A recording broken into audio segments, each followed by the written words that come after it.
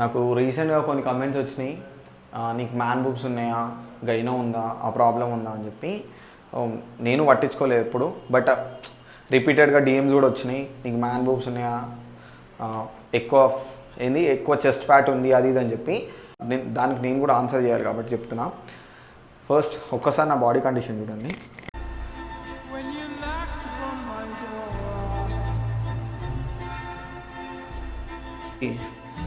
ఎటువంటి chest fat లేదు, ఎటువంటి మ్యాన్ బూబ్స్ లేదు.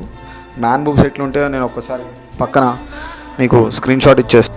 ఇక్కడ ఎందుకు చెప్తున్నా అంటే, ప్రతి అథ్లెట్కి, ప్రతి జిమ్ గోవర్కి ఒక మజిల్ స్ట్రాంగ్ ఉంటుంది, ఒక మజిల్ వీక్ ఉంటుంది. అది ఏదైనా కావచ్చు. ఇప్పుడు కంప్లీట్లీ నా చెస్ట్ స్ట్రాంగ్, ఎందుకంటే చిన్నప్పటికెళ్ళి పుషప్స్ కొట్టడం.